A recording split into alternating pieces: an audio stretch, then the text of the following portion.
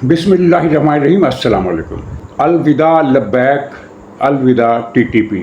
और अफ़गानिस्तान में काबुल से, कंधार से, जलालाबाद से, हर जगह से ये ख़बरें आ रही हैं कि वहाँ पाकिस्तान के मुखबिर पहुँचे हुए हैं और वो पाकिस्तान को ठीक ठीक ख़बरें दे रहे हैं, जिसकी वजह से पाकिस्तान ठीक ठीक निशाने लगा रहा है। पाकिस्तान ने कल कुन्नड़ सूबे में बहुत आगे जाकर टीटीपी के मज़ीद कई ठिकाने उड़ाए हैं और इसी दिन 30 से 40 के दरमियान टेररिस्ट मारे गए हैं, ये इतला भी है। मोदी के चेले ने वज़ीर आला बनते ही वज़ीर आला हाउस से कायद आज़म की तस्वीर और पाकिस्तान का कौमी परचम उठाकर बाहर फिकवा दिया और इमरान खान का पेरोल ड्रामा नाकाम हो गया। और एक खबर बांग्लादेश से है कि वहाँ ढाका और दूसरे बड़े शहरों के बाद चिटागांग की यूनिवर्सिटी के यूनियन के इलेक्शन में भी इस्लामी जमीयत तलबा के उम्मीदवार तमाम के तमाम पैनल कामयाब हो गए। और इससे भी बांग्लादेश में ख़ासी इस खबर से भी बांग्लादेश में ख़ासी दिलचस्पी पाई जाती है, क्योंकि प्रिडिक्शन ये है कि अगले इलेक्शन के नताइज में ये तालीमी इदारों यूनिवर्सिटियों के नताइज रिफ्लेक्शन अपना देंगे, ये खबर है। अच्छा, आगाज़ करते हैं हम पाकिस्तान से तहरीक लब्बैक के हवाले से। तहरीक लब्बैक के हवाले से सबसे पहले मैंने ही ये खबर दी थी कि इस पर सख्त क्रैक डाउन और इसके ख़ात्मे का फ़ैसला कर लिया गया है और अब इस पर अमल जारी है। तकरीबन 4000 इनके वर्कर गिरफ़्तार हुए हैं और ज़ाहिर नाज़रीन के जब इस तरह की गिरफ़्तारी होती हैं तो फहरिस्तें बनती हैं। तो पाकिस्तान में इंटेलिजेंस का निज़ाम भी कमज़ोर है और करप्शन भी बहुत है। तो ये होता है कि कुछ लोग बेगुनाह पकड़े जाते हैं, यानी उन्होंने कोई किसी किस्म की क्रिमिनल एक्टिविटी नहीं की होती, लेकिन उनका नाम लिस्टों में आ जाता है। तो यहाँ भी ऐसा हुआ है। उम्मीद है कि इंतज़ामी इदारे इस तरफ तवज्जो देंगे और जो बेगुनाह पकड़े गए हैं, अगरचे उनकी तादाद बहुत कम है, लेकिन ये पकड़ दकड़ अभी जारी रहेगी। इनके मदारस भी सील किए जाएंगे। इनकी पार्टी को कलअदम करार देने के लिए पंजाब गवर्नमेंट सिफारिशात तैयार कर रही है और इस मरतबा ये एक्शन हतमी होगा। और नाज़रीन, एक दिलचस्प बात यह है कि आज से 3 साल पहले इसी प्रोग्राम में हम लोग ये बात किया करते थे कि ये गंद जिन्होंने डाला है उन्हीं को इनका सफाया करना होगा। उस वक्त इस सफाई की कोई निशानी नहीं थी, कोई आसार नहीं थे, लेकिन फिर आपने देखा कि टीटीपी हो, पीटीआई हो, तहरीक लब्बैक हो, सब की बारी आ गई। ये सारा गंद इस्टेब्लिशमेंट का डाला हुआ था और इस्टेब्लिशमेंट ने कोई एक गंद नहीं डाला। MQM बनाई, MQM हकीकी बनाई, सुन्नी तहरीक बनाई, सिपाही साहबा बनाई, सिपाही मोहम्मद बनाई और तहरीक लब्बैक बनाई और TTP बनाई, तालिबान बनाए, जो अब बाहर बैठकर पाकिस्तान के लिए फितना बने हुए हैं।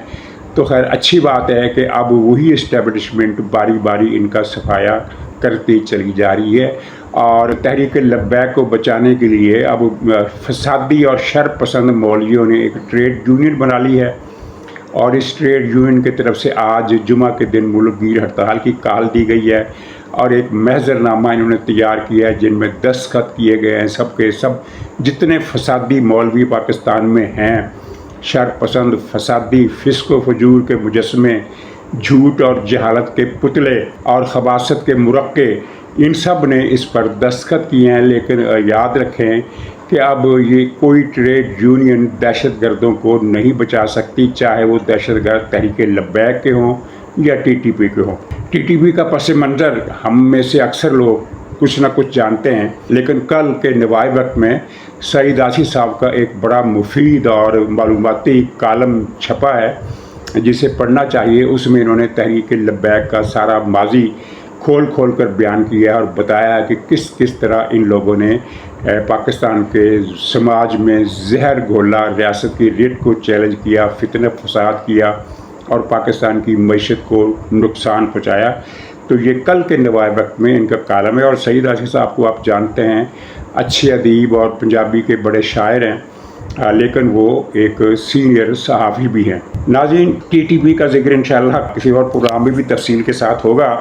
तो तालिबान के हवाले से, TTP और तालिबान के हवाले से कुछ अर्ज़ करना है। हमारे यहाँ बहुत सारे यूट्यूबर सिर्फ रेटिंग लेने के लिए इस तरह की ख़बरें और चला रहे हैं, इस तरह के प्रोग्राम कर रहे हैं कि अब افغانی دھوکے باز، افغانی فراڈی ہے، افغانی بزدل، افغانی یہ، افغانی وہ. تو بھائی اصول کی بات ہے، اسلام کی بات میں نہیں کر رہا، عام اصول کی بات کر رہا ہوں، سائنسی اصول کی بات کر رہا ہوں کہ دنیا کی کوئی قوم کسی دوسری قوم سے زیادہ بزدل، زیادہ دھوکے باز نہیں ہو سکتی. جیسے ٹریڈس ہر قوم میں پائے جاتے ہیں ویسے ہی ٹرینڈ دوسری قوموں میں بھی پائے جاتے ہیں، افغان قوم میں بھی پائے جاتے ہیں.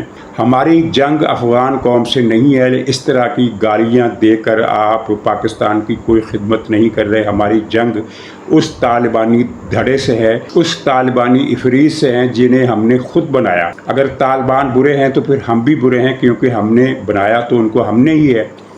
اور وہ جس مدرسے کی تشکیل ہے وہ مدرسہ بھی خیر سے پاکستان کی سرزمین پر اکوڑا خٹک میں قائم ہے، جہاں سے یہ جوہل مرکب نکلے ہیں. کسی قوم کو گالی مت دیجیے. اور افسوسناک بات یہ ہے کہ افغانستان کی قوم کا ایک بہت بڑا حصہ پاکستان سے نفرت کرتا ہے. تو اس طرح کے پروگرام کر کے آپ ساری کی ساری 100% افغان قوم کو اپنا دشمن مت بنائیں. افغانی قوم سے ہماری کوئی جنگ نہیں ہے، ہماری جنگ طالبان سے ہے. اور مجھے پاکستان کی ریاست کے ذمہ داروں سے بھی یہی گزارش کرنی ہے، عرض کرنی ہے، اگر یہ بات وہاں پہنچ سکے، کہ اس جنگ کو فتنہ طالبان کے خلاف جنگ تک محدود رہنے دیا جائے اور یہ تاثر قائم نہیں کرنے دینا چاہیے کہ پاکستان کی جنگ افغان قوم سے ہے.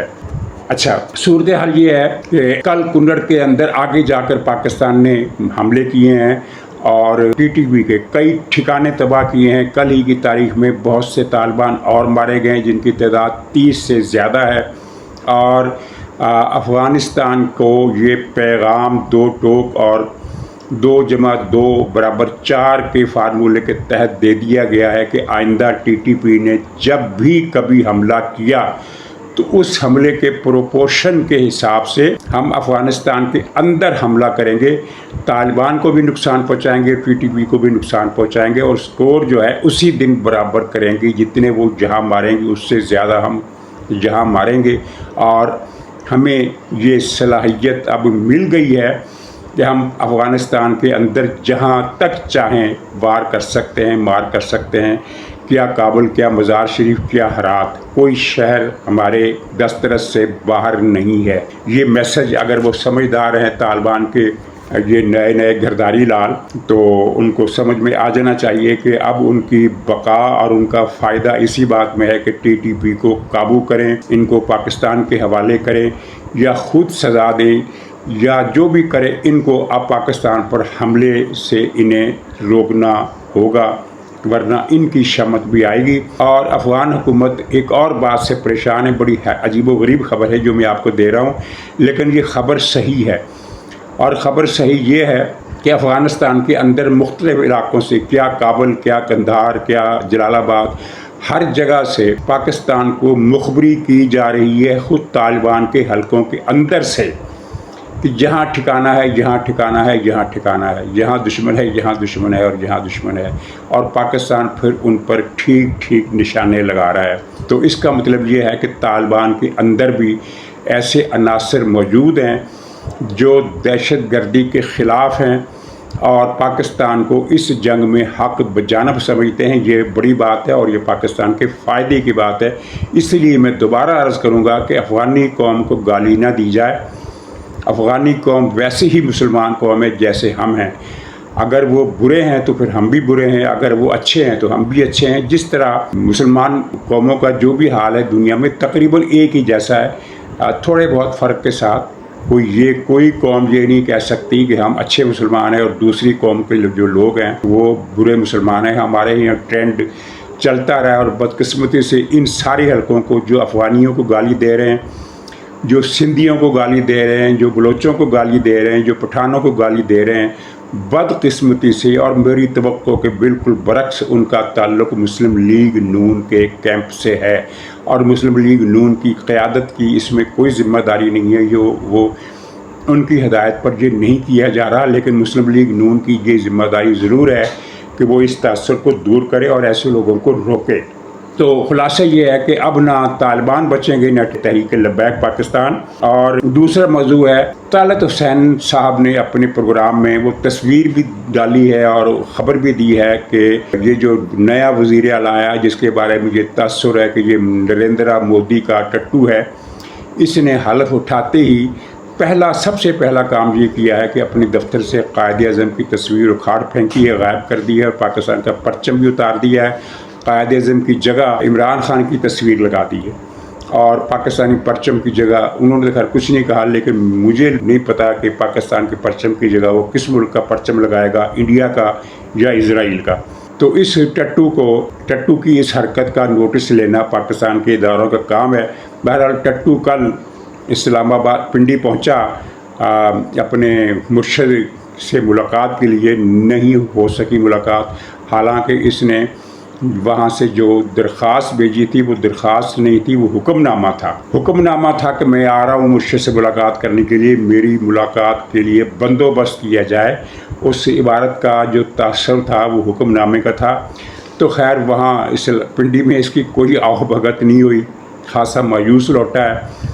اور پی ٹی آئی کے کارکن بھی جمع نہیں ہو سکے، 20 یا 18 کارکن تھے، اتنے ہی پولیس والے تھے اور اتنے ہی وہ صحافی اور یوٹیوبر اور کیمرہ مین تھے، تو ملا کر کچھ 70-80 کا مجمع تھا، اور 70-80 کے مجمع میں 1/3 پی ٹی آئی کے کارکن تھے، اور پی ٹی آئی کے کارکنوں میں بھی کچھ پولیس والے تھے جو پختونخوا سے آئے تھے۔ تو مودی کے ٹٹو صاحب کی راولپنڈی جو آمد تھی وہ کوئی امپیکٹ نہیں ڈال سکی۔ تو ناظرین، اسی کے ساتھ ہی مرشد کا ذکر چلا ہے، تو یہاں جیسے ہی مجھے بڑی حیرت ہوتی ہے کہ ہمارے ہاں تجزیہ نگار خبر کا پیچھا کیے بغیر فوری طور پر باخبر ذرائع کی خبر کہاں سے نکال لاتے ہیں۔ جیسے ہی کل یہ خبر آئی کہ عمران خان نے کہا ہے کہ میں پیشکش کی ہے گورنمنٹ آف پاکستان کو کہ مجھے پیرول پر رہا کر دیا جائے، میں طالبان ٹی ٹی وی والوں کو منواؤں گا، تو انہوں نے فوراً ہی اس کا ترجمہ کیا کہ یہ جو بات کی ہے نا یہ ایسی نہیں کی ہے، اس کے پیچھے کوئی نہ کوئی چکر ہے۔ پیچھے کون سا چکر ہے؟ چکر پھر یہی ہو سکتا ہے کہ جنرل عاصم منیر صاحب نے فون کیا ہوگا عمران خان کو کہ سرکار حضور والا، ہم آپ کو رہا کرنا چاہتے ہیں، ہم نے آپ کو گرفتار کر کے بڑی غلطی کی، اب ہم آپ کو رہا کرنا چاہتے ہیں، لیکن یک طرفہ طور پر کیسے رہا کر دیں، ہماری بڑی بے عزتی ہو جائے گی، تو پلیز ہماری عزت رکھ لیں، کوئی مطالبہ اس طرح کا کر دیں کہ جس پر ہم یہ کہہ سکیں کہ ہاں ہم نے اس مطالبے پر غور کیا ہے، تجویز پر غور کیا ہے اور یہ اچھی تجویز ہے، اس پر عمل کرتے ہوئے ہم نے آپ کو رہا کرنے کا فیصلہ کیا ہے۔ جس کے بعد پھر عمران خان نے یہ تجویز فلوٹ کر دی تاکہ وہ فوج کو یا ریاست کو یا جو بھی ذمہ دار ان کو یہ ایک بہانہ مل جائے کہ جناب ہم نے تو رہا نہیں کرنا تھا، لیکن عمران خان نے تجویز ہی اتنی زبردست پیش کی اور ہم تو پھنسے ہوئے ہیں طالبان کے ساتھ جنگ میں، ہم تو چاہتے ہیں کہ کوئی ہمیں آئے اور ہاتھ پکڑ کر نکالے۔ تو اللہ کا شکر ہے کہ عمران خان نے ہماری دستگیری کی اور طالبان سے بات کرنے کا بیڑا اٹھا لیا ہے، تو اب ہم ان کو رہا کر رہے ہیں۔ تو یہ تجزیہ نگاروں کی رپورٹوں کا، تجزیوں کا خلاصہ یہی بات تھی اور کوئی بات نہیں تھی۔ حقیقت کیا تھی؟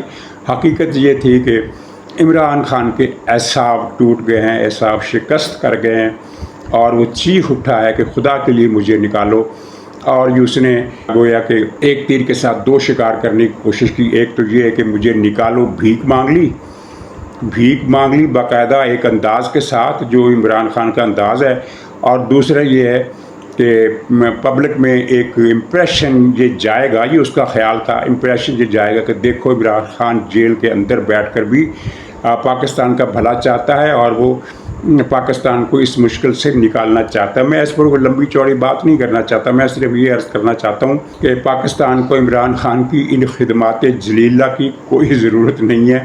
پاکستان لاتوں کے بھوت جو ہیں ان کو لاتے رسید کر رہا ہے، اور ٹھیک ٹھاک پیاری لاتے رسید کر رہا ہے۔ پاکستان کو ایسی کوئی ضرورت نہیں کہ وہ ان دہشت گردوں سے مذاکرات کر کے انہیں امن کی طرف لائے، اور وہ بھی کس کے ذریعے سے؟ ایک سزا یافتہ مجرم، ایک عادی چور کو وہ یہ درخواست کرے کہ ہم تمہیں پیرول پر رہا کرتے ہیں اور جاؤ جا کر ہماری جان چھڑاؤ۔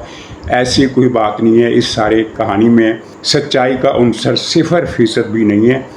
پاکستان بالکل ٹھیک جا رہا ہے، اور جو لوگ یہ سوچ رہے ہیں کہ پاکستان مارا جائے گا کیونکہ ایک طرف سے انڈیا اسے گھیرے ہوئے ہے، دوسری طرف سے ٹی ٹی پی ہے، تیسری طرف سے طالبان آ جائیں گے، چوتھی طرف سے بی ایل اے والے ہیں، اور پھر ایک طرف پی ٹی آئی والے ہیں، تو پاکستان تو چاروں طرف سے گھیرے میں ہے، اور اوپر سے وہ انڈیا نے ایک اور پراکسی چھوڑ دی ہے، کشمیر ایکشن کمیٹی، تو پاکستان تو مارا گیا۔ ایسی کوئی بات نہیں ہے، پاکستان نے تمام مار کے سر کر لیے ہیں، اور اب وہ محفوظ علاقے میں ہے، سیف زون میں ہے، اور مشکل زون میں وہ لوگ ہیں جو پاکستان کو گھیرے ہوئے ہیں۔ تو عمران خان کی یہ صورتحال وہی ہے جو پہلے تھی، بلکہ اب اس حرکت کے بعد جو اس نے نریندرا مودی کے ٹٹو کو وزیر اعلیٰ لگانے کی صورت میں کی ہے، اس پر اب مزید برے دن آنے والے ہیں۔ ناظرین، چٹاگانگ یونیورسٹی کی خبر کا خلاصہ تو وہی ہے جو میں نے انٹرو میں بیان کر دیا۔